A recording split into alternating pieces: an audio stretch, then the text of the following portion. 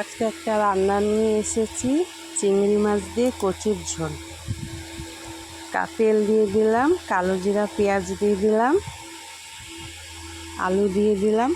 কচুর ঝোল যখন আলু তো দেবই, আলু দিয়ে দিলাম। বেশ ভালো করে নাড়িয়ে নেব। নাড়িয়ে চাড়িয়ে দিয়ে দেবো কচুগুলো। ধুয়ে আমি পরিষ্কার করে রেখেছিলাম, কচুটা দিয়ে দিলাম।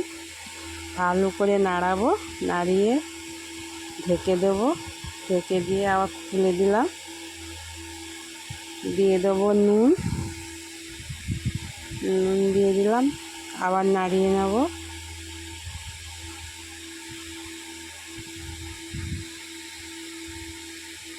দিয়ে দিলাম হলুদ, আদা রসুন বাটা, জিরে গুঁড়ো, লঙ্কা গুঁড়ো, টমেটো, কাঁচা লঙ্কা কুচি দিয়ে দিলাম।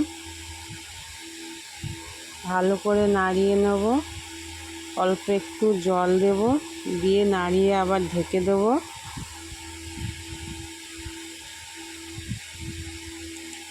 কচুর ঝোল দারুণ লাগে। চিংড়ি মাছ দিয়ে আপনারা এইভাবে করে খেয়ে দেখবেন, দারুণ লাগে। চিংড়ি মাছটা আমি ভেজে তুলে রেখেছি।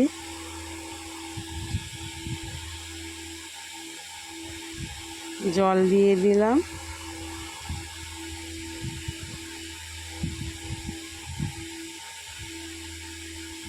ঢেকে দিলাম।